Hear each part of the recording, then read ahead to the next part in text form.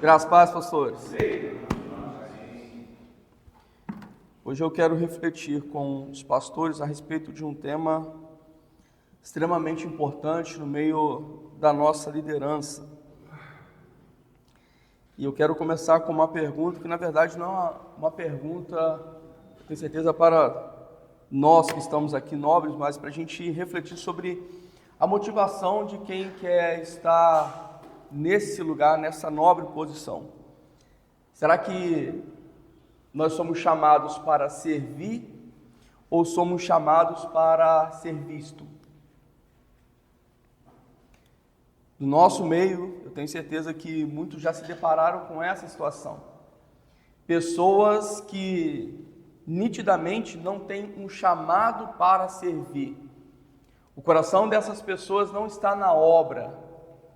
Elas não têm uma visão do que é ser filho de Deus, do que é o reino de Deus, o que é a função de cada membro dentro do corpo de Cristo, que é colaborar para a edificação, para o crescimento, para a glória de Deus, como foi lido aqui, porque dele, por ele e para ele são todas as coisas. Tudo é para Deus, mas na visão de alguns, não é tudo para Deus, é tudo para o eu.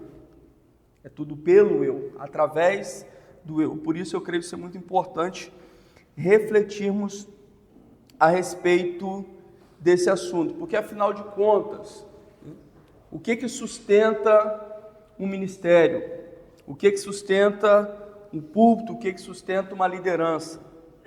É o chamado ou a necessidade de validação? Existe uma coisa que é uma necessidade humana. Eric Berne não vai chamar só de necessidade, ele vai falar que é uma das fomes dos seres humanos. Nós temos diversas fomes, segundo o Berne: fome de sexo, fome de liderança, fome de incidentes. É por isso que muitas vezes a pessoa está seguindo a sua jornada na estrada, passa e se depara com um acidente, e às vezes, mesmo estando atrasada, ela vai dar uma freada para poder ver o que está acontecendo, porque aquilo ali é um incidente. Um acidente automobilístico é um incidente, é algo sobre o qual a pessoa pode falar depois. E falando desse incidente, ela satisfaz uma outra fome, que é a fome de reconhecimento. Se eu conto uma história para o pastor Neto, automaticamente eu tenho o olhar dele voltado para mim, eu consigo captar a atenção dele naquele momento. E quando ele olha para mim, ele está me trazendo uma informação de que eu existo e de que naquele momento eu tenho uma significância, uma importância para ele, porque ele está parando para me ouvir. Então isso é a fome de reconhecimento. Então é natural de todo ser humano, nós temos fome de reconhecimento. E o próprio Deus, olhando para Jesus, seu filho, como homem, diz: este é o meu filho amado, em quem eu me comprazo. O que Deus estava fazendo? Satisfazendo a fome de Jesus de reconhecimento. E porque ele recebe isso de Deus, ele não está nem aí para aquilo que os homens dizem a respeito dele. Ele sabia exatamente quem ele era, porque o Pai deu para ele aquilo que é essencial para o filho, para o ser humano: ser reconhecido ainda diante de todos. Mas existem algumas pessoas que não passaram por isso, não tiveram isso do Pai, ou pior, experimentaram algumas situações que nós vamos relatar daqui a pouco. E essas pessoas, consequentemente, não amadureceram, elas ficaram presas em um determinado momento na vida. E se tem uma coisa que o chamado não substitui, é a maturidade. Tem gente que quer estar liderando para aparecer. Tem gente que quer estar liderando porque de fato tem um chamado. Mas mesmo quem tem um chamado, esse chamado não exclui a necessidade de maturidade, de crescimento, de contínua busca por excelência, por autoconhecimento, conhecer a Deus, conhecer a si, conhecer ao próximo, e assim nós vamos estar cada vez mais aptos a fazer aquilo que Deus ordenou: ame a Deus sobre todas as coisas e ao próximo como a ti mesmo. Então nós precisamos entender essa dinâmica para podermos refletir quem nós estamos ouvindo, quem nós estamos colocando para falar para o povo, para estar liderando o povo. São de fato pessoas que têm um chamado de Deus, que têm um dom de Deus, ou são pessoas com traços de narcisismo? Eu pergunto, quantos aqui já ouviram falar a respeito de narcisismo? Narcisismo é uma palavra que tem a sua origem no mito de Narciso. Na mitologia grega, Narciso foi alguém que foi condenado a apaixonar-se por sua própria imagem. Ele acaba morrendo em busca dessa sua própria imagem. E a palavra Narciso é a palavra que dá origem à narcose, porque vem também de uma planta. Então, narcose, entorpecimento, onde a pessoa foge da realidade. Então, tem origem em Narciso. E narcose, de narcotráfico, narcotraficante. A origem dessa palavra é a mesma origem de Narciso, é entorpecimento. Então, narcisista é aquele que está entorpecido com... Exatamente, que é um entorpecimento também. Então, ele está entorpecido com uma mentira que o ego dele criou no momento da vida para que ele não sofresse. Então, o narcisismo, por conta disso, não nasce da força, muito pelo contrário, nasce de uma ferida.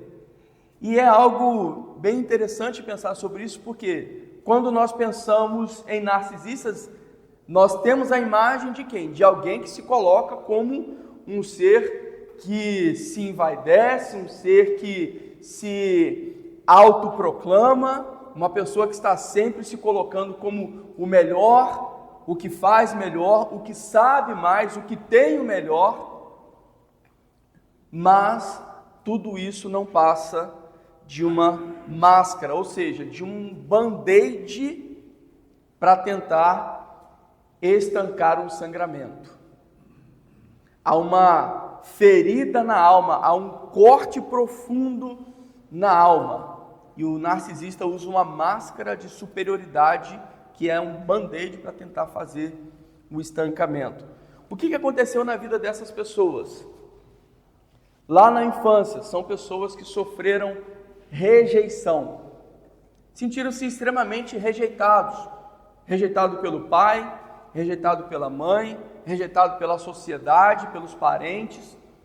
E aí essa criança que entende que não é suficiente, precisa se colocar no mundo como alguém que é necessário, alguém que tem algo de valor, alguém que não merece ser descartado, porque de fato carrega algo que é fundamental para todo mundo. Mas isso é só uma máscara por causa da ferida da rejeição. Uma outra situação que aconteceu com o narcisista, é alguém que foi abandonado.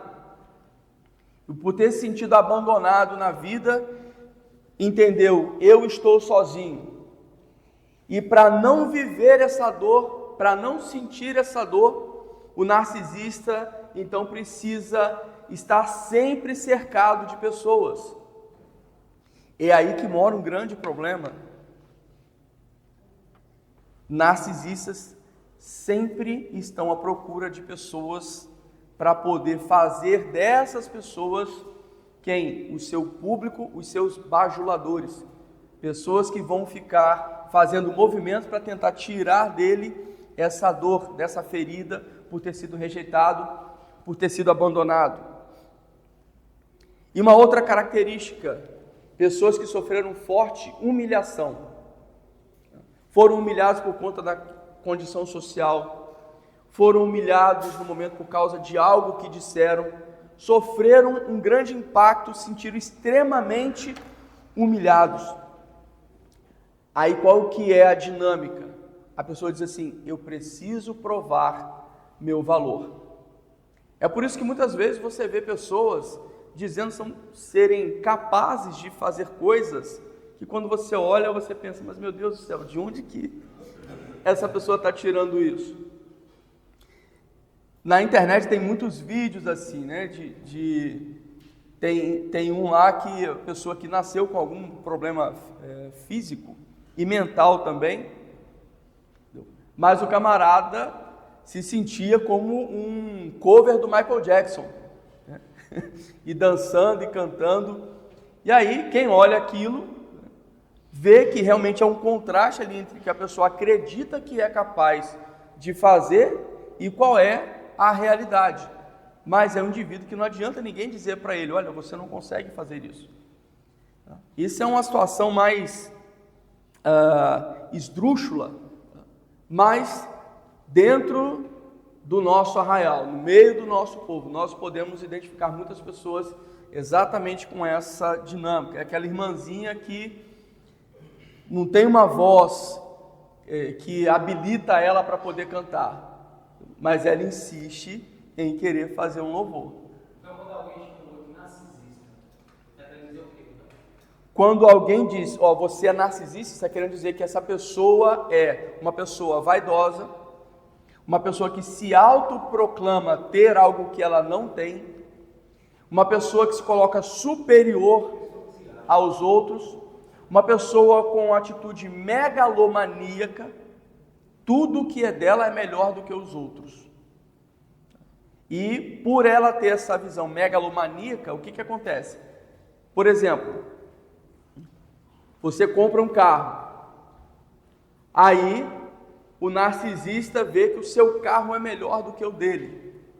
O que ele vai fazer? Se tivesse com temperatura ambiente, por gentileza, muito obrigado.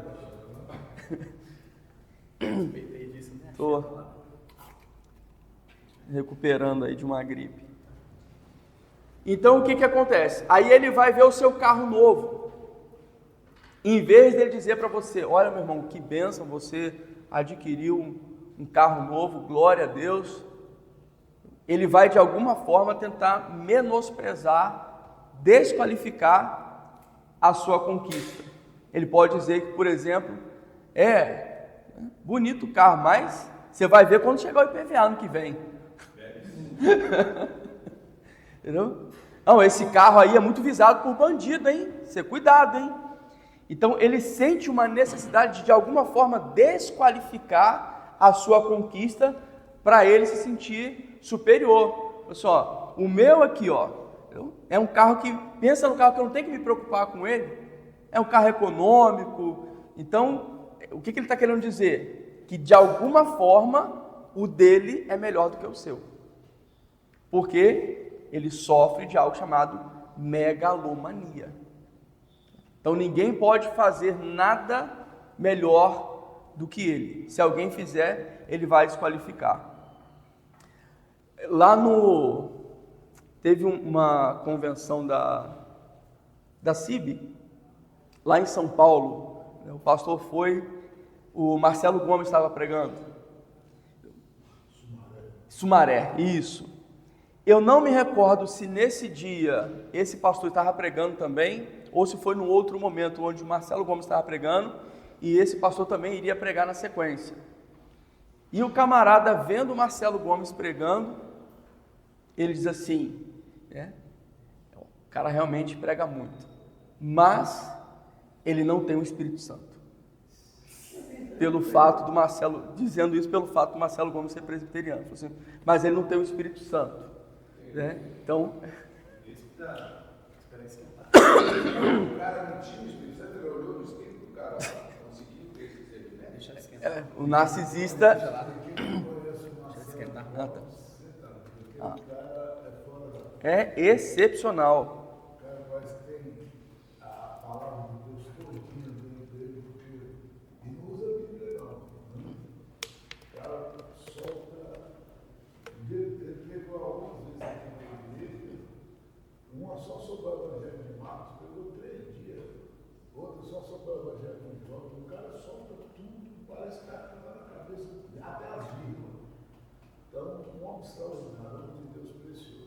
Exatamente. Aí o que acontece? Vai o narcisista e precisa de alguma forma tentar encontrar alguma coisa para desqualificar, para dizer assim, mas eu sou melhor do que ele porque eu tenho o Espírito Santo, eu sou pentecostal, então ele é frio. Esse é o movimento do narcisista. Ele está sempre procurando alguma coisa, seja real ou imaginária, não precisa ser real, a pessoa inventa, para poder desqualificar o outro, para dizer que de alguma forma ele é superior, o que ele tem é melhor. Esse é o movimento. E essas pessoas querem estar sempre em lugar de evidência. Elas têm uma necessidade constante de aparecer, de serem vistas. E elas não se contentam em serem vistas. Elas querem ser vistas e serem validadas. Faz alguma coisa e vai lá e pergunta, e aí, como é que foi? Foi bênção, né? E se não validar, parece sua desonra, né? Vai dizer que você não honra.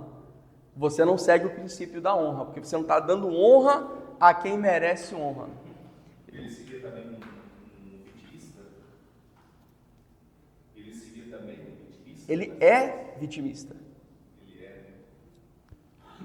Porque a ferida lá da infância fez essa pessoa se sentir vítima da situação, vítima de algum algoz, e nesse momento, o que aconteceu? Surge um personagem. Essa dor que a pessoa vivenciou, a dor da rejeição, a dor do abandono, a dor da humilhação, trauma que essa pessoa sofreu na infância, coloca ela numa postura de vítima. Aí, quando ela tem que olhar para a realidade, vem a postura de vítima. Tenham dó de mim, e para ser vítima tem um perseguidor. Então alguém está sendo maldoso aí nessa história. O maldoso é aquele que não honra, que não elogia, que não reconhece. O maldoso é aquele que está sendo ingrato. Geralmente, narcisista tem esse discurso. Olha esse bando de ingratos. Olha tudo que eu fiz e olha agora como que eles estão devolvendo todos os favores que eu fiz, todo o sacrifício que eu fiz. Isso é o quê? É um personagem que usa todo tipo de arcabouço mental, emocional para manipular. Então, eles são apenas um personagem, ou seja, um eu forte para esconder um eu ferido. É uma criança ferida. E todo aquele discurso de parecer ser uma pessoa assim, que é tão cheia de amor próprio, porque o narcisista está sempre falando de si, tem até a piadinha, né? O narcisista encontra uma pessoa e diz assim, falei muito de mim mesmo, vamos falar um pouco de você? O que você acha do meu carro novo?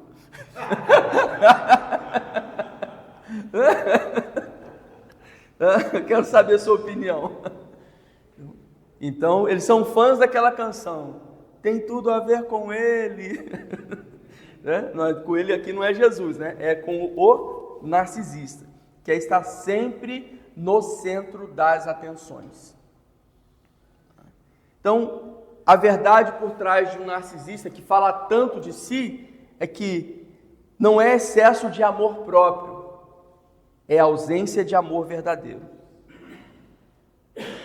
Não se sentiram amados, não se sentiram validados, sentiram-se feridos e tem uma necessidade imensa de criar toda uma dinâmica na atualidade para servir de contraste com aquilo que aconteceu lá no passado.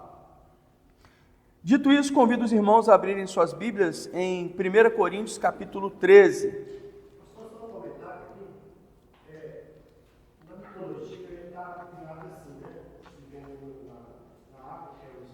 Isso. Ele não vê mais nada, ele não vê mais ninguém, só vê a si mesmo. Não, e não vê. Como juntar todas essas coisas, dele não conseguir ver mais ninguém, a não ser a si mesmo, e essas características, essas coisas que você falou? Vou fazer essa ponte depois, porque o que é. Mas já vou fazer agora. na verdade, o narcisista nem enxerga no mito, o Narciso só vê a própria imagem. Inclusive, a ninfa Eco se apaixona por ele, mas ele não consegue se relacionar com ela. Por quê? Ele não a ouve, né? Ele só ouve o eco. Tá? Narciso só ouve o eco. Então, quando a pessoa fala, você é maravilhoso, ele ouve, porque isso faz eco dentro dele. Tá? Vem de acordo com aquilo que ele quer ouvir. Mas quando alguém diz assim, você falhou, aí ele diz, não, é você que não está conseguindo olhar direito, é você que não é capaz de entender o que eu disse e ver o que eu vejo. Então o errado sempre é o outro, nunca é ele. Então o narcisista só ouve eco, aquilo que faz eco do discurso interno, da máscara que ele criou por causa da ferida.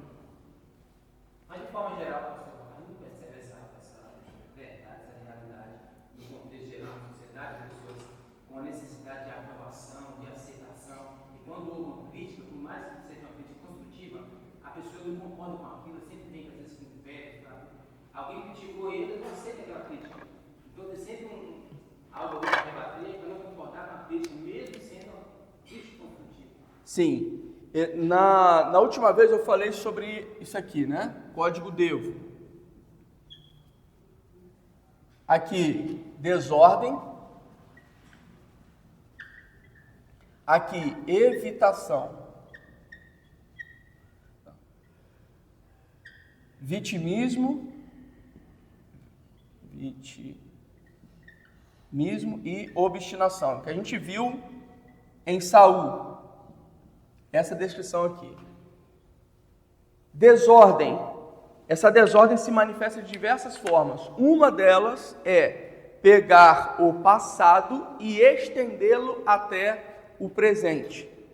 Então, lá na infância, a pessoa foi constantemente criticada dentro do ambiente familiar.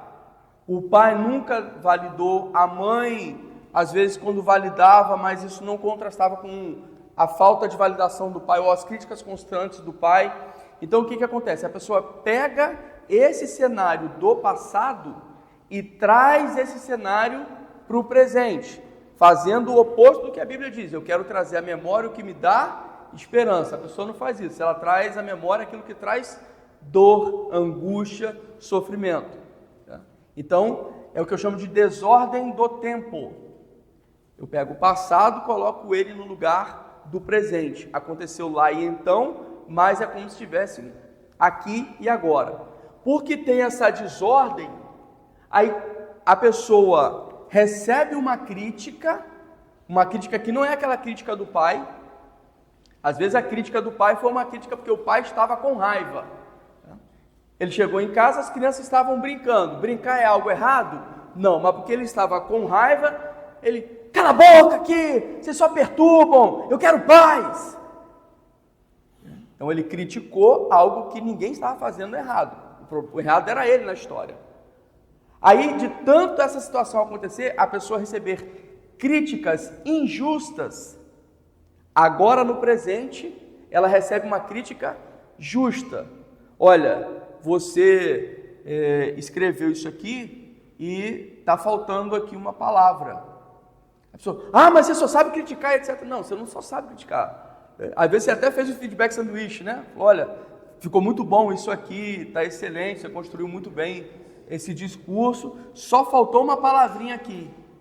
Aí quando a pessoa pega essa crítica e vivencia a dor do passado, aí ela vai para a evitação. Ela não se permite olhar para a verdade, por quê? Por causa da desordem. A dor do passado continua latejando no presente. O que é isso? Desordem. As coisas que aconteceram no passado têm que ficar no passado, lá e então, mas elas continuam reverberando no aqui e agora. Por causa dessa desordem, a pessoa não consegue olhar para a realidade, ela evita olhar para a realidade. E o ciclo se repete, porque já que ela não se permite olhar para a realidade, eu errei nisso aqui, eu preciso ter mais atenção, vou mudar esse comportamento. Como ela não faz esse movimento, o que acontece? Vai repetir. E de tanto repetir, aí vem para o vitimismo, que outra pessoa vai pontuar de novo o erro, aí a pessoa já vai falar assim, ó, perseguição. Isso é perseguição. E ela fica obstinada nessa situação e não muda. Tá. Vamos lá para 1 Coríntios 13. Paulo começa dizendo assim: ainda que eu falasse as línguas dos homens e dos anjos e não tivesse amor, seria como o metal que soa ou como o sino que tine. Ainda que eu tivesse o dom de profecia e conhecesse todos os mistérios e toda a ciência, e ainda que eu tivesse toda a fé, de maneira tal que transportasse os montes, e não tivesse amor, nada seria. E ainda que eu distribuísse toda a minha fortuna para o sustento dos pobres, e ainda que entregasse o meu corpo para ser queimado, e não tivesse amor, nada disso me aproveitaria. É interessante que Paulo parece estar descrevendo o movimento inicial da relação que os narcisistas estabelecem com pessoas que eles têm algum tipo de interesse. As relações dos narcisistas são relações funcionais. Eles olham no ambiente e percebem o que eu posso sugar dessa pessoa. Ah, esse camarada aqui tem uma chácara, a chácara dele tem piscina, né? Eu vejo os stories lá sempre fazendo churrasquinho no final de semana. Aí o que acontece?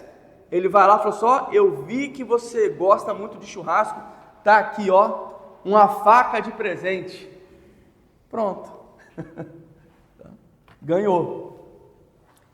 Então, ele está fazendo um bem por amor, ou ele está fazendo um investimento baixo, pensando no alto retorno? Porque agora, a custo daquela faca, ele vai comer picanha todo final de semana, vai receber convite para poder passar final de semana na chácara, tomar banho de piscina. E aí, todas as vezes que ele estiver lá, vai estar alimentando o ego ainda. Sim. E quais são as características para você conseguir identificar que existe o narcisista? Existe, mas às vezes a pessoa não consegue perceber as características marcantes para a pessoa dizer, não, isso aqui tem toda a característica do...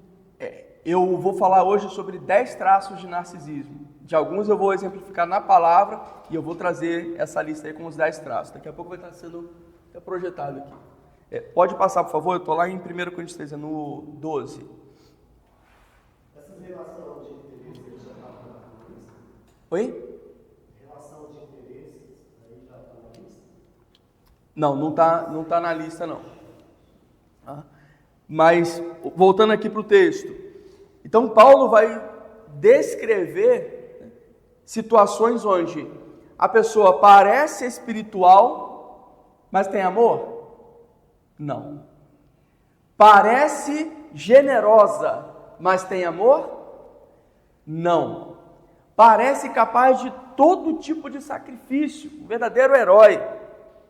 Tem amor? Não. Uma pessoa com profundo conhecimento teológico e científico, porque narcisistas são extremamente inteligentes. Mas tem amor? Não. Então, aqui está um parâmetro para a gente poder olhar para algumas pessoas. Cadê o amor? Ok, você tem tudo isso aqui, você tem toda essa embalagem, mas vamos olhar para a essência desse conteúdo? Tem amor ali na base? Se não tem, nada disso vale nada. A pessoa, toda elogio que você faz para ela, ela se acha digna, não se acha pouco, Tem traço. E todo elogio que você faz, eu sou digno disso, a pessoa fala. Você não tinha percebido isso, não? É o cordeiro? Que digno é o cordeiro.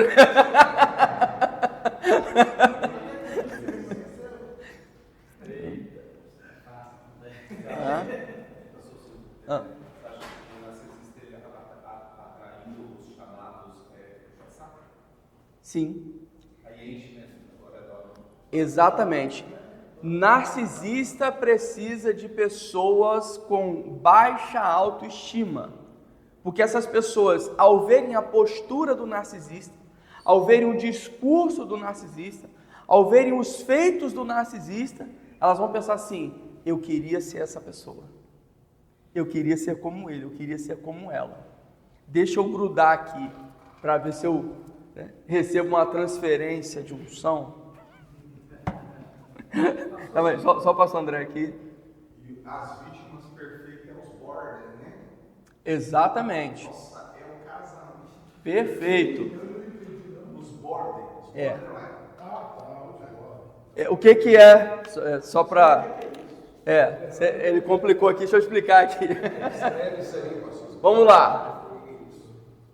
Neurótico, psicótico e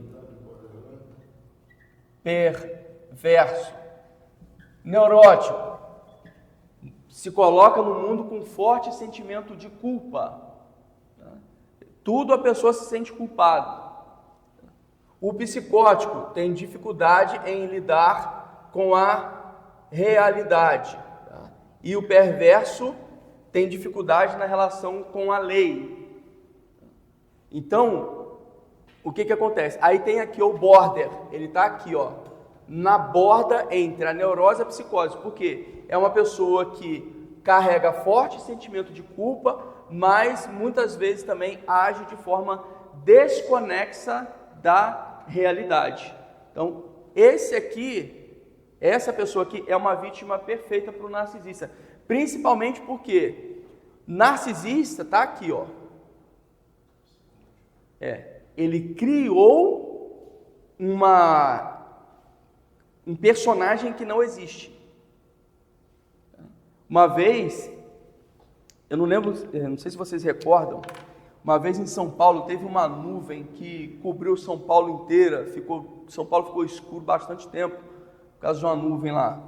Isso foi no ano, não sei se 2019, enfim, 2017. Aí o que aconteceu? Eu cheguei no meu consultório, era quase 10 horas da manhã, e essa nuvem de São Paulo veio para o Paraná. Ali era o norte, né, bem próximo. E aí eu olhei para o sol, falei, olha só que coisa interessante, né? O sol está todo encoberto por essa nuvem espessa. Aí você conseguia ver só aquela bolinha amarela assim, né? Dava para olhar diretamente para o sol, 10 da manhã. Aí o camarada falou assim, não, isso não é o sol não, é a lua. Falei, hã? Lua cheia? 10 da manhã? Ok, então se aquilo ali é a lua que está na posição do sol, às 10 da manhã, me diz onde é que está o sol então. Não é a lua porque não sei o quê, porque... Tá bom. Entendeu? Não adianta discutir, né? Conhece a história do burro e do leão? Conhece, né? Então não adianta discutir. Você vai ao rei e fala assim, eu estou falando que é capim, ele está dizendo que não, que é ouro, e o rei vai lá e pune o leão porque ficou discutindo com o burro. Não discuta com o burro. Então, narcisista vive aqui, fora da realidade, porque ele criou um personagem que não é real. Então, a pessoa que está aqui na borda entre a neurose e a psicose é a vítima perfeita desses indivíduos. Porque elas estão desconectadas da realidade, então qualquer coisa que diz, elas acreditam. E elas carregam um forte sentimento de culpa. Então, mesmo enxergando a realidade, a pessoa fez mal, e aí depois ainda culpa o outro. Eu ouvi um camarada dizendo assim uma vez, ele saiu com a mulher dele, e aí foram para um sítio. Chegando lá no sítio, ele deu uma surra na mulher. E depois de bater nela, virou para ela e falou assim, agora você me agradece. Ela, o quê? Você me bateu e está pedindo para eu te agradecer? Ele falou assim, sim, porque eu fiz o que você me pediu. Você me provocou, então você estava me pedindo uma surra desde cedo, e eu te dei o que você me pediu, agora você me agradece. Esse é o narcisista perverso. Tá. E ela Ou é neurótica ou é border. Entendeu? Porque aí ele fala isso para ela, aí vem o sentimento de culpa e ela concorda com isso. Porque ela está desconectada também da realidade. Tá? Sim, Evangelista.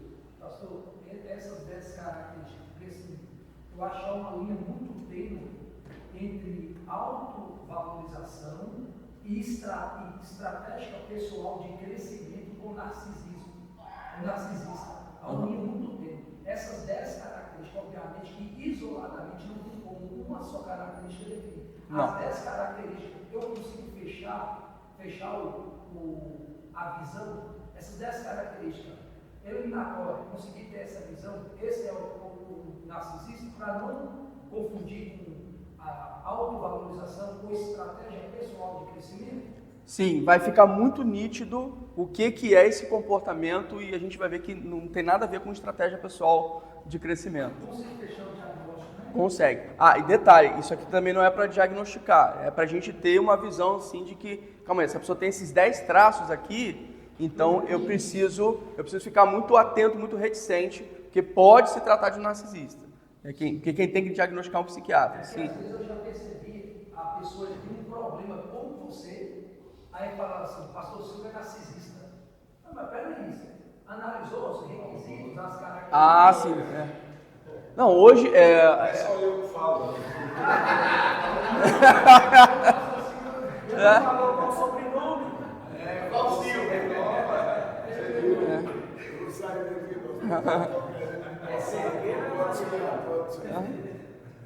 acho que passou demais aqui, ó. Eu tô em 1 Coríntios 13. Pastor Silvio.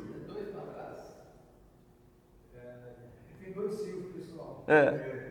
Silvio Mariano, né? É o slide número 12. 1 Coríntios 13. Isso, obrigado. Agora, o próximo lá. Tem um em PDF também, de repente, já vai na sequência? Ah, tá, perfeito. Tá. Espiritualidade sem amor é performance. Pastor, só Sim. para encerrar essa fala do pastor Cleiton, eu achei muito pertinente, até bom a gente tratar. Na sua concepção, o senhor acredita assim por autos, todo indivíduo ele suporta qual grau de equivalência do narcisismo, que é muito importante saber que todos temos, né, Sim. essa condição. Na sua avaliação, o senhor já é bem experiente na área, quanto o senhor acredita, assim, não preciso, né, mas por alto, assim, que todos comportam essa condição? Vamos lá. Existe o narcisismo estrutural. O bebê, nos primeiros momentos da sua vida, é extremamente egoísta. E isso faz parte da vivência de um bebê. Imaginem um bebê altruísta.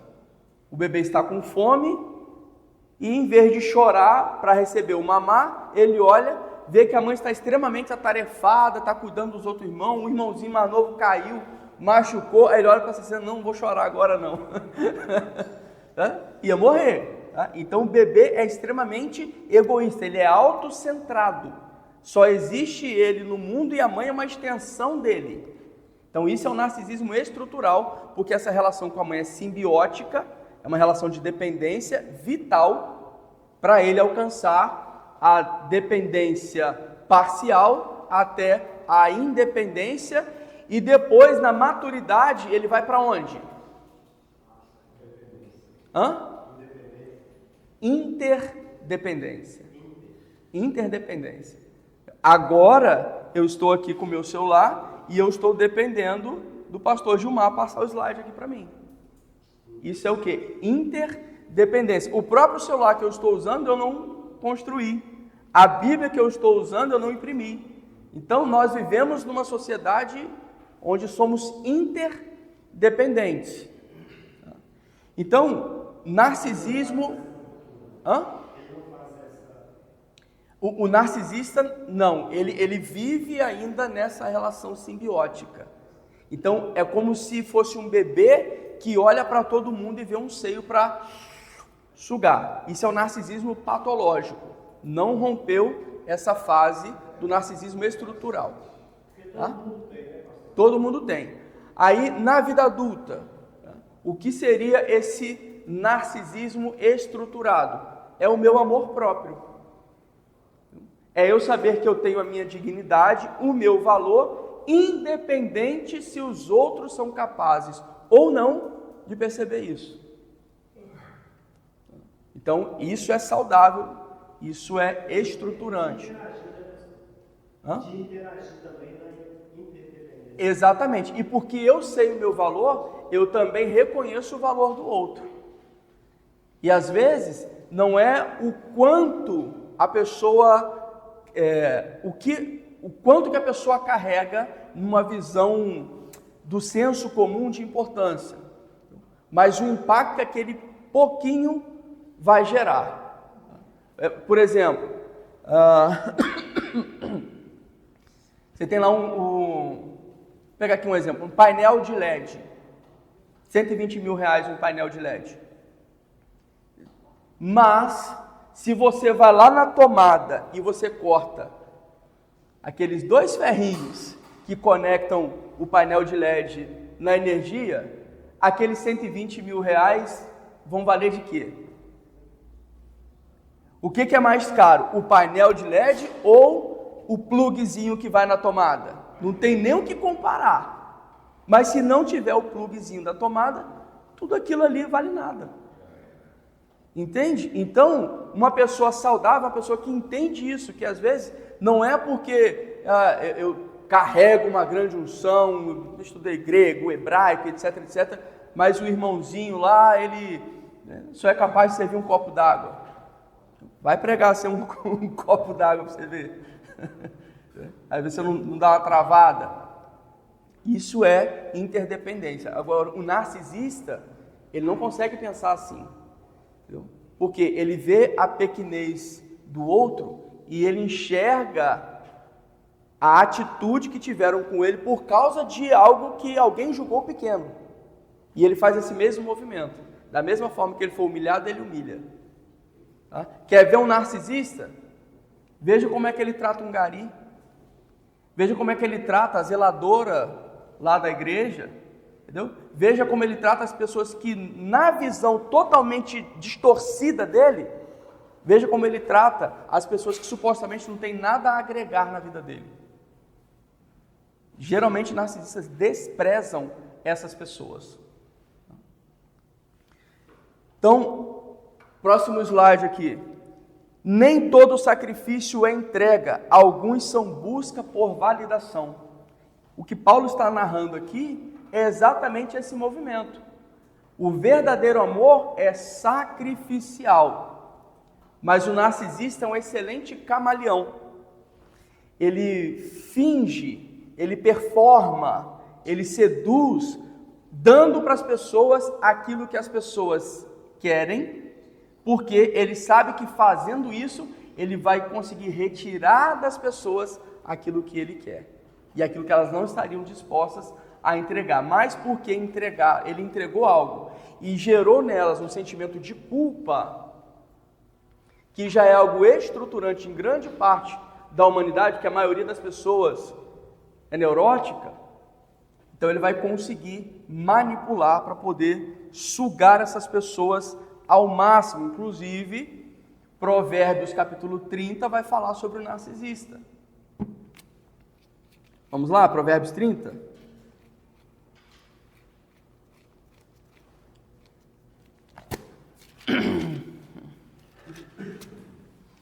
Provérbios 30, 15. A sanguessuga tem 2 filhas, a saber, dá. Narcisista só quer sugar. No momento em que ele gruda numa pessoa que ele pode parasitar, ele fica ali tirando tudo que puder. Mas o texto continua. Há 3 coisas que nunca se fartam, 4 que nunca dizem basta. A sepultura. Conviver com o narcisista é conviver com alguém que tem exatamente essa atitude aqui de sepultura. Ele vai sepultar viva a pessoa que caminhar com ele. Sepultura nos faz pensar de algo que se alimenta do quê? da morte. Narcisista é aquele que se alegra com a desgraça do outro. Eric Berne fala de uma falsa emoção chamada triunfo maligno. Eu vi um vídeo esses dias de duas meninas sentadas, uma sentou, a outra sentou assim, uma estava de lado, a outra de frente para a câmera. No momento em que a amiga acabou de sentar, a amiga, né, como diz a Eva Margolis, tem um livro dela que diz: melhores amigas, piores inimigas. Aí a outra pega um ovo e vai no cabelo lindo dela e pá, quebra o ovo. Aí a amiga sentada, cabeça baixa, assim, passou a mão, nem olhou para a cara da outra, né? Olhou aquela cena e a daqui olhando para a câmera, rindo, olhando para ela para ver a reação. Ela não esboçou reação nenhuma, não falou nada, simplesmente se levantou e foi embora. Essa é a atitude que toda pessoa deveria ter com um narcisista. Não dá papo, não reage, porque é exatamente a reação que ele está buscando, porque se alimenta disso, ele se alimenta da dor. O gozo da pessoa é ver o sofrimento do outro, e a menina não entregou isso. O ensino dele, pastor Silvio, acho que o senhor que indicou que o cara, ele espancava, estuprava a mulher, e o negócio tinha que... Sin City. Não, mas eu não indiquei não, esse filme aí é trash.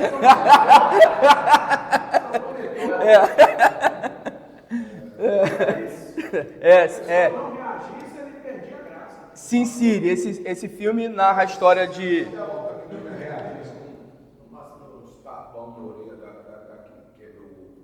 Ainda assim a outra ia ter satisfação. Sabe por quê? Porque ela ia ver o quanto que ela conseguiu desestabilizar a outra. Ela alcançou o objetivo dela. Esse povo aqui, eles não têm culpa, eles não têm vergonha, eles não têm nada disso não. Eles têm prazer na dor, no sofrimento, na humilhação do outro. É os emotions, dá energia para ele. Exatamente, é o que alimenta eles. É os emotions, os emos. Emo? Essa tribo de emo aí. Ah, pessoal de preto, não sei o quê. Não. Olha, bate na pessoa e depois que está lá a pessoa espancada, ele não chora do lado. Não, aí tem um aspecto, aí já é sadomasoquismo. Já está com a configuração de sadomasoquismo. No narcisismo não, ele não chora, ele não se compadece. A pessoa está lá sofrendo e aquilo está alimentando a alma deles, se é que tem alma. Então sepultura, se alimenta da dor do outro. Madre estéril. Narcisista não gera nada. Eles não geram vida, eles só sugam. A pessoa chega lá no seu ministério para poder sugar alguma coisa, é para levar parte do rebanho embora, é para poder se aproveitar da sua notoriedade, da sua credibilidade. Ele chega em ambientes para sugar alguma coisa, não gera vida. Eles podem até fazer alguns movimentos, mas a finalidade não é gerar vida. E sai em paz e bem tranquilo. Sem peso nenhum na consciência. Vocês viram aquele documentário do João de Deus? Você vê, ele é confrontado com o pecado dele, e o que ele faz? Ele se coloca na posição de vítima. Começa a passar mal, aí todo mundo se compadece. Ah, coitadinho, velhinho. Não geram nada. Terra que não se farta de água. Falei disso aqui uma vez, né? A terra que não se farta de água. Por quê? Quando você tem um mar, quando você tem um lago, o sol bate, aquela água aquece, vira vapor, sobe e desce em forma de chuva. Então, o que o mar recebe, alguns até dizem, né, que o mar é egoísta porque não devolve nada, né, diferente do rio, é lorota, não entende de geografia. Então, o mar devolve sim, ele devolve para o céu e o céu faz descer novamente em forma de chuva. Narcisista não, é tudo para ele, não é nada para o céu. É uma areia do deserto que suga tudo e depois quer mais. E quer mais, quer mais, quer mais. Nunca se satisfaz. E o que narcisista busca?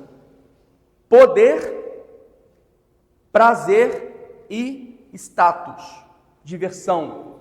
Tá? É o que move a vida deles. Em lugar que eles podem ter poder, onde eles podem ter prazer, tá? É exatamente esse lugar onde eles querem estar. É por isso que tem muito relato de pecado na igreja, porque é um lugar onde a pessoa vai usar o poder para ter prazer. Então, ambientes que não proporcionam isso para ele, também sai fora. Não fica, ele não permanece. Ele não permanece. Tá?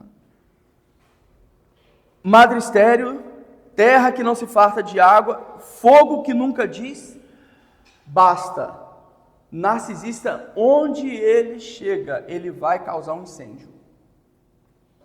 Teve uma empresa que contratou uma pessoa para poder ser diretora. Chegando na empresa, o que aconteceu? Esse diretor virava para o seu superior e falava assim: ó, sabe a fulana? Fica de olho nela, hein? Por causa disso, disso e disso.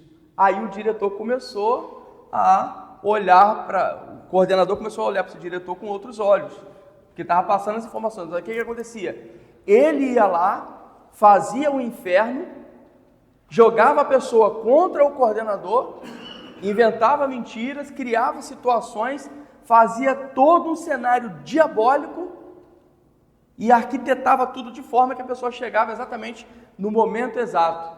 O que aconteceu? Virou um inferno o ambiente da empresa. A equipe, os bons funcionários foram mandados embora. E o que esse camarada estava querendo? O cargo do coordenador. Estava querendo subir de cargo e usar esse camarada de trampolim. Então, eles são extremamente frios, calculistas, estrategistas. Então, muitas vezes eles fazem o que Paulo está dizendo aqui, né? Falam em línguas, conhecem a Bíblia, citam texto bíblico de cor, mas não tem amor. Parece espiritual, mas não tem amor. Então, nós precisamos entender o seguinte, próximo aí: dons sem amor constroem palco, não edificam pessoas. Narcisistas fazem exatamente isso. Eles não estão preocupados com a edificação do corpo. Eles não estão preocupados com o crescimento da igreja. Eles estão preocupados com o crescimento do status deles, do ego deles, do prazer que eles vão poder obter, da falsa alegria que eles vão adquirir com toda a sua estratégia maligna. Vamos lá para os traços de narcisismo. 1. Mudou a cor? Estava dourado, ficou branco. Dificuldade de empatia. Narcisista é incapaz de sentir a dor do outro. É esse relato do camarada que eu falei, que bateu na mulher. A mulher falou: olha o que você fez comigo. Ele falou: não, agora você me agradece, que você pediu para apanhar.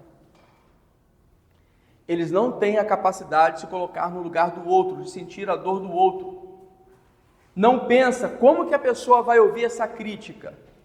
Ele não pensa como que essa pessoa vai se sentir se eu disser isso na frente de todo mundo. Não, ele não se coloca no lugar da pessoa pensando: será que ela vai sofrer? Muito pelo contrário, ele pensa assim: ela vai sofrer. É dificuldade ou sem? Eles têm dificuldade de ter empatia. Vai ter um pouco de empatia? Mínimo, mas não é suficiente para eles de fato se sensibilizarem. E se tem a hipocrisia dele, Mas interesse em alguma coisa. Se ele tiver, não interesse em alguma coisa. Exatamente. E quando eles querem mostrar empatia, eles mostram. Entendeu? Mas quando precisa mostrar empatia, não tem. Entende? Então é funcional. Eles fazem uma pessoa sofrer. A pessoa está mostrando que sofreu. Está mostrando as consequências dos atos deles. Mas ainda assim, eles não são capazes de enxergar isso. Mas ele é curável? Hã? Ele é curável? Não. É igual psicótico? Não tem cura. Então, um ato de bondade dele, A bondade, no fruto do Espírito, qual que é a sequência? Amor, alegria, paz, longanimidade, benignidade e depois bondade. Bondade sem benignidade é malignidade, é manipulação. É malignidade, é manipulação. Entendeu? Porque não é o ato, é a intenção do coração. Deus vê a intenção do coração, Ele não olha para o ato. O cara chegou com presentão, né? A bondade do cara. Ele queria Aquilo ali vai custar muito caro. Mas quem vê isso da igreja? O cara converte, está lá, convertido, mas igual uma avaliação que eu vi de um policial desses entendido, mostrando que aquele motoboy lá que disse que converteu, falando, ó a frieza do cara, olha isso, olha aquilo, ele nunca se converteu, ele virou o pastor que morreu, ele virou o pastor da igreja, mas eu falo, não, ele nunca exerceu fé não, esse cara é malandro, velho. Aí eu falo, como é que pode? Se o cara mostrou frutos de arrependimento. Mas mostrou fruto de arrependimento ou mostrou mudança de comportamento? A pergunta que o pastor fez, eu respondo da seguinte forma: discernimento de espírito. Não tem outra maneira. O bom é que parece que narcisista, não tem como existir um narcisista incubado, né? Se a gente der o discernimento, não vamos perceber. Existe hoje, o pessoal fala a respeito do narcisista oculto. É a pessoa que usa muito do mecanismo de se vitimar para conseguir manipular. Tá? Então a gente tem que ficar muito atento com esse movimento também. Tá? Saber absoluto. É o que aconteceu comigo. Eu estou falando para a pessoa, não, aquilo ali é o sol, e ela está dizendo que era a lua. Então, se ela disse que é a lua e ponto final. E depois ainda me mandou mensagem falando que pesquisou no Google e viu que tinha um eclipse, alguma coisa assim. Meu Deus do céu, cara. Vai até o fim, né? Sim. Não teve, exatamente. Mente. Mente descaradamente. Aí o que acontece? A pessoa conta uma mentira. Você confronta a pessoa na mentira. Ela inventa outra mentira. Você confronta a pessoa. Aí no final, quando a pessoa não tem mais argumentos, ela vai confrontar você.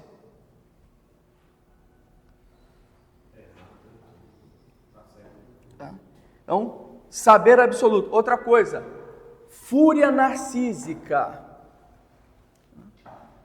A pessoa surta do nada, às vezes por causa de um detalhe, uma informação, e muitas vezes por questões assim, banais. Vem a fúria narcísica atacando a pessoa. Uma vez, alguém fez uma simples pergunta: cadê meu objeto que estava aqui? Que seu, rapaz? Você não tem... Aí começou a xingar um monte de palavrão, entendeu? Nem você é seu, porque você saiu da... Aí xingou outro palavrão do seu pai. Aí, qual é a justificativa de uma reação dessa por causa de uma pergunta? Não tem. Entendeu? Não tem. É a fúria narcísica, ataque direto. E outra coisa, eles sabem exatamente destruir as pessoas com palavras. São extremamente hábeis em fazer isso. Tá? Porque da mesma forma que eles sabem aquilo que eles vão dizer que vai envaidecer a pessoa, eles também sabem aquilo que vai dizer que vai fazer a pessoa sentir um lixo. Aí eu pergunto, o quanto que você se coloca dentro do discurso do outro? Olha Jesus, quem dizem os homens que eu sou? Responderam para ele. Ele validou isso? Não, nem aí. E vocês? Aí quando Pedro diz, tu és o Cristo, o Filho de Deus vivo, aí sim, bendito és tu. Porque não foi nem carne nem sangue que te revelou, mas foi meu próprio Pai. Então, ou seja, Jesus está preocupado em quem enxerga Ele com os olhos de quem? Do Pai. Essa é a preocupação de Jesus. Por quê? A maioria das pessoas usa uma lente suja. Elas não vão enxergar você. Uns vão projetar. Até fiz um rios esses dias. Eu e o Heitor estávamos descendo da trilha no Sapucaia. E aí logo no começo ele tem aquela escadona assim, né? Aí lá embaixo tinha um pai, a mãe e o filho. Aí o menininho me vendo descendo junto com o Heitor, ele virou pro pai e falou assim: vamos também, pai? Aí o pai olhou pro menino e falou assim: não, a sua mãe não aguenta. Só que era ele que estava fora de forma. Aí, não, sua mãe não aguenta. O que é isso? Projeção. A pessoa pega algo que é dela e que ela não aceita e projeta em outra pessoa. Pastor, não é sendo só questão de estudo, não, mas aproveitando eu saber, porque é uma mentalidade desenvolvida, que estrutura é essa que não tem mudança? Onde ela está, se não é só uma mentalidade desenvolvida que pode ser modificada, alterada, como é que é isso? A questão da falta de mudança é porque a dor, imagina o seguinte, a dor da pessoa é tão grande que ela criou um Empire States em cima daquela dor. E aí quando ela olha para aquela construção magnífica que ela fez, ela pensa, agora que eu vou ter que fazer isso tudo virar pó. Ela não quer fazer esse movimento. Primeiro que é um investimento muito grande de energia, de tempo, entendeu? E é desconstruir algo colossal que a pessoa criou, que é a imagem dela totalmente distorcida, uma imagem fantasiosa. Entendeu? Então, nós temos... que define, tipo, uma pessoa perdida, desde o tempo o senhor consegue ser aplicado num caso assim, sem desse texto bíblico que... é só para ajudar a gente, por exemplo, você olha assim, porque na cabeça nossa, né? A gente pensa assim, bom, tudo tem solução, né? Aí você, de repente você olha assim, poxa, mas tem gente, porque de fato tem gente. Deus vai dizer assim no Salmo, o salmista vai dizer assim, o perverso te mostras contrário. Salmo, me ajuda aí, pastor Gilmar, qual que é o Salmo?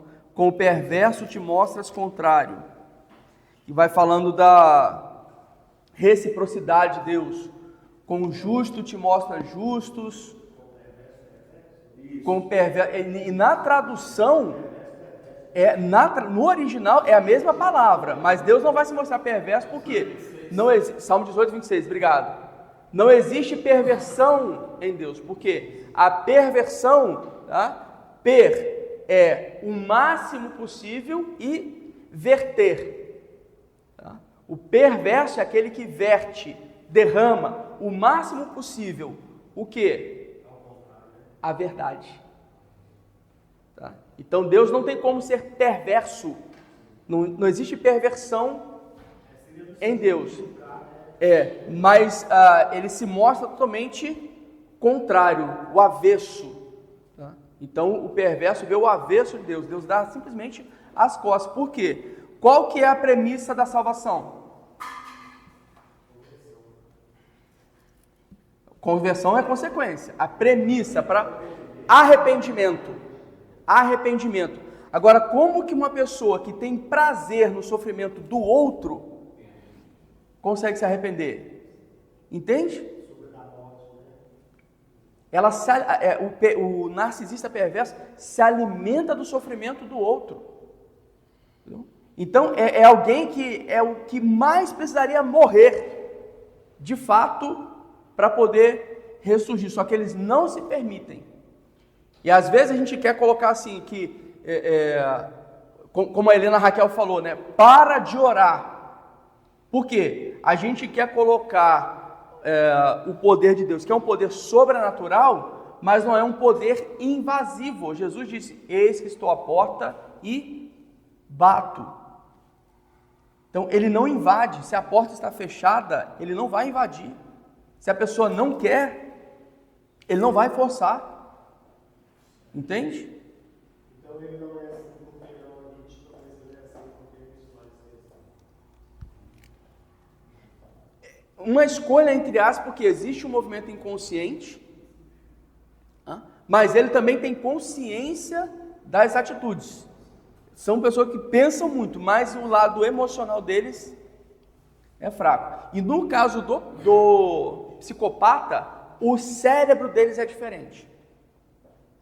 Tomografias atuais mostram que o cérebro do psicopata é diferente. Tem a parte lá das nossas emoções, capacidade de empatia, tristeza.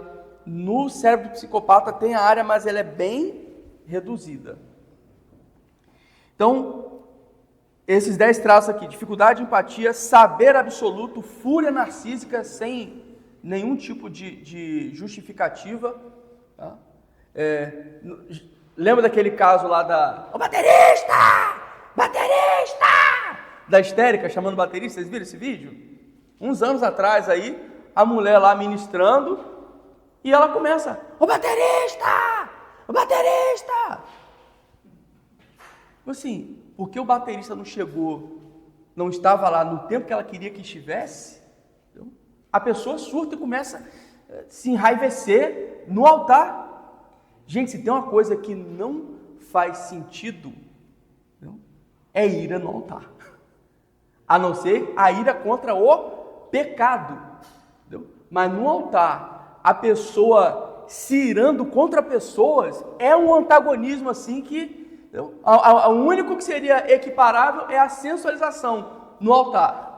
A agressividade e sexualidade no altar são duas coisas completamente incompatíveis com a santidade de Deus. Tanta mulher que sobe lá. Uma vez eu fui numa igreja, aí a irmãzinha estava subindo para ir para o altar e eu, misericórdia. Porque o polo norte e o polo sul estavam bem divididos assim, né? Ela com a calça leg, arrochada. Aí na hora que começou a cantar, que eu olhei para frente e falei: sangue de Jesus tem poder, porque aí apareceu o triângulo das Bermudas. Eu já estive num culto que o pregador subiu para pregar, tipo, quando estava na primeira cadeira, com uma saia bem curta. O cara tirou o paletó, foi lá e colocou na perna da mulher. O maquete foi esquisito. Mas ele ficou desconfortável para ele, né? Ele estava de frente. Uma vez, para não chegar isso que eu não estava com paletó, o que eu fiz? Eu mudei o púlpito de lugar.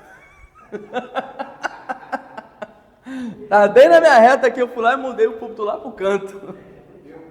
Nesse quesito, eu pensava que eu era meio duro, até eu vi, claro, que era uma intenção quando ele vivia, num congresso lá na aí ele, na hora que o pai chega e vai ministrando, tinha uma mulher lá carioca, tinha umas 400 pessoas no congresso, tinha uma mulher lá carioca, aí ele fala que ele era trator, nunca falou, por exemplo, se eu não fosse pastor, eu ia chamar essa irmã aqui agora para um hotel, porque isso aqui é roupa de prostituta. Isso aqui é uma roupa de mulher vadia, ela acha que aqui não corre sangue, não. Aqui tem sangue aqui. Não sei se é roupa de rico em culto. Pois é. Eu falei, meu Jesus. Tá. E eu pensava que não era tudo. É o nome de Deus de alto nível, mas casca grossa. Desceu do culto, pegou o paletó, virou no olho, eu pensei, isso aí que eu sou louco. Não é bem acertada, bem difícil. Tá certo. Continuando aqui, ó, desconsideração pelo diferente, porque na visão do narcisista é inferior. A relação do narcisista é aqui e aqui. Para baixo, para eles é descarte.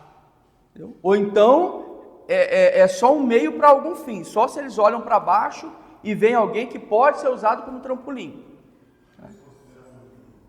Então eles veem pessoas diferentes e eles têm total desconsideração, total desprezo por elas, porque para eles são inferiores. Tá? É a pessoa que na igreja nem cumprimenta os irmãos. Ele vai falar com o pastor. Entendeu? Aí vai procurar quem é bispo, quem que é o apóstolo aí. Entendeu? Ele quer esses. Irmão, Zelador, então, passa e vira a cara. Tá? Não são educados, não são corteses, não são polidos. Tá? Outros traços: dificuldade de comunicação com os inferiores. Tá? Eu vi um filme que um rapaz estava fazendo uma negociação no restaurante, aí veio a garçonete e ela acabou derramando algo no outro lá, que era CEO de uma grande corporação. E aí essa pessoa esculhambou com a garçonete, maltratou assim de uma forma terrível. E esse camarada olhou essa cena, olhou para ela, aí foi lá, cuidou dela e virou para o cara e falou assim: ó, está encerrada aqui a nossa negociação, eu não faço negócio com gente assim não. Então, narcisista, né, se a pessoa não tem nada a oferecer para ele, ele tem dificuldade de falar com a pessoa, entendeu? Não tem aquela educação, fala: ó, você pode me ajudar aqui, por favor? Pega uma água aqui para mim. A fala é o quê? Você não está vendo que eu vou pregar? Não, aqui eu preciso de água. Tem que mandar? É nesses termos. Tá? Escuta seletiva deturpando o verdadeiro significado das palavras. Ou ele vai pegar da fala da pessoa aquilo que o torna mais vaidoso, que vai alimentar o ego, ou ele vai pegar a fala da pessoa para usar contra a própria pessoa para descredibilizá-la. Fizeram uma pesquisa em escolas para poder ver professores narcisistas. Inclusive, um parêntese aqui, dificilmente você vai encontrar uma criança que não goste de uma matéria. Ela detesta o professor. Por isso tem muita gente que tem trauma de matemática. Por quê? A maioria de professor de matemática é carrasco.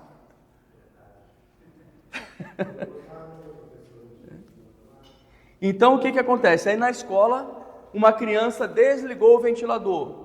O outro foi lá para poder ligar. E nisso a professora percebeu que o ventilador tinha sido desligado. Quando olhou para trás, viu o menininho, só que ele estava ligando. Para de mexer agora aí, seu isso, seu aquilo. Começou a xingar. Ele: não, professor, eu só estava... Tá dizendo que eu sou louca, que eu sou cega, eu não estou vendo você aí. E quanto mais ele tentava se justificar, mais ela rebatia a fala dele, mais ela criticava e xingava ele. Intolerância à frustração. Eu vi um filme com Ben Kingsley. É um camarada que até fez papel de faraó. Tem muitos filmes assim bíblicos que ele protagonizou, né? E aí nesse filme ele era um gangster. E ele disse para a turma dele que ele precisava de algo. Alguém falou não e ele ficou dizendo yes, yes, yes, yes, yes. Ou seja, sim, sim, sim, sim, sim. Tem que ser do jeito deles. Não suportam não como resposta. São intolerantes à frustração. Detestam esperar. São impacientes. Tá? Insensíveis. Estão nem aí se a pessoa... E outra coisa, na liderança, o narcisista esculhamba com uma pessoa. Aí a pessoa chora, fica triste. O que ele fala? Oh, mas é um fraco, não pode falar nada. Qualquer coisinha se dói. Não é qualquer coisinha se dói. É porque ele falou algo realmente que fere a alma da pessoa. Mas ele desqualifica a pessoa, porque ele é insensível. E onipotência. Sei tudo, posso tudo, sou o melhor em tudo. Ele tem que ser o centro das atenções. E como que isso aparece na prática? Alguns exemplos. Olha Caim. Deus pergunta: onde é que está seu irmão? Sou eu o guardador do meu irmão? Aí se um camarada fala assim com Deus, imagina com os outros, né?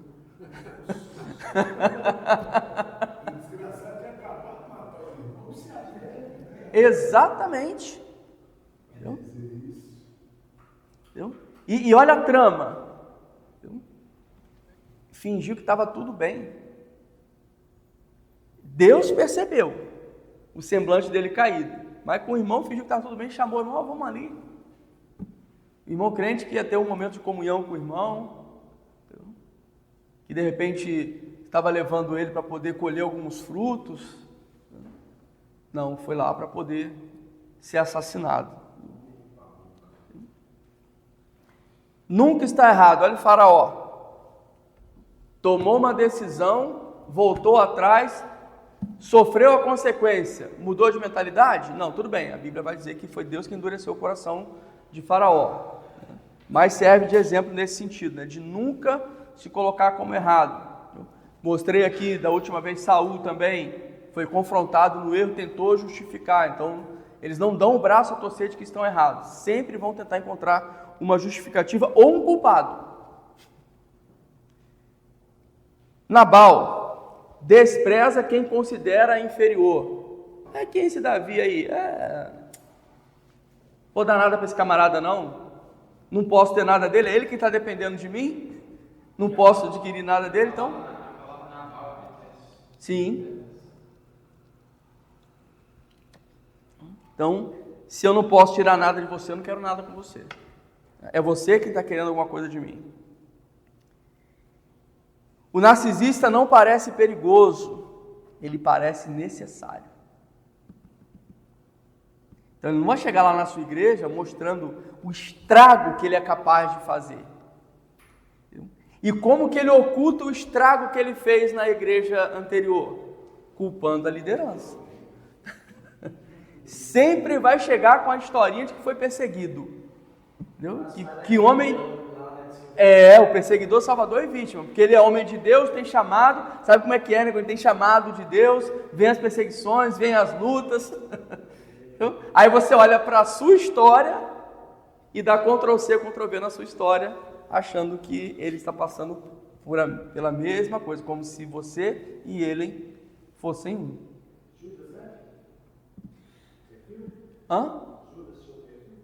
Judas?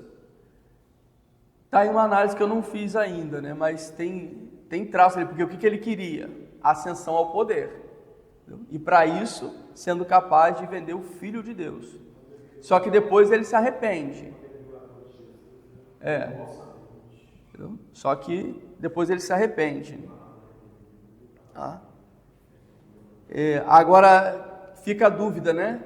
Se o remorso dele foi por conta do que ele fez ou porque o plano dele não deu certo. Nossa, aí, perdi a oportunidade.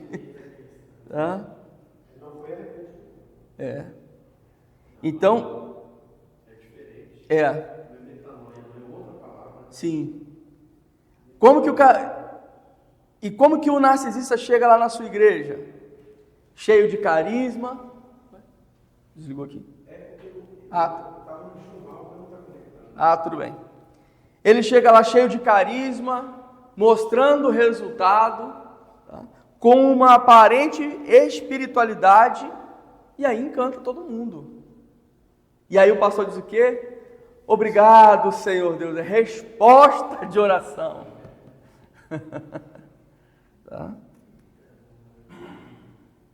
E o que acontece? E ele cresce, mas as pessoas adoecem. Aí o que ele vai dizer? Que é levante. E aí, pastor, preste atenção nisso aqui. Não consagre quem impressiona, mas quem Deus pressiona. Porque quando Deus pressiona, sai o azeite, aí vem a unção. Agora, quem impressiona, aí o resultado depois pode ser sangue, pode ser morte no rebanho, pode ser doença no rebanho. Roubo, morte, destruição. Esse é o lastro deixado por trás por um narcisista. Narcisistas floreiam, mas Deus procura frutos. Que nós possamos estar com os nossos olhos atentos, pedindo a Deus discernimento de espírito, para não cairmos nas garras desses lobos disfarçados de ovelha. Uma frase que o senhor colocou aí, já logo na quinta, sexta slide, que fala que quando ele está querendo a formação, ou busca validação. Validação. Ele faz sacrifício, mas o sacrifício é em busca de validação. Exatamente, não é por amor. Eu acho que uma forma de você testar esse cara cara é você dar para ele o que quer e depois toma para ver como ele ué. Ele está querendo validação, então ele faz um monte de sacrifício, você fala, esse é o cara. Aí você confia e dá um monte de coisa para ele. Não é? Ele conseguiu o que ele queria. Toma dele agora para ver como ele age. Entendeu? Você vai continuar fazendo sacrifício ou se... Vê se está ali pelo corpo ou pelo cargo. Nem todo sacrifício é entrega, alguns são busca por validação. Amém, pastores? Lembrando, né? 1 Coríntios 13, agora permanecem esses três: a fé, a esperança e o amor. Mas o maior desses é o amor. Pode parecer que tem fé, pode até parecer que é alguém que chega trazendo esperança, mas se não tem amor, não é de Deus. Discernimento de espírito.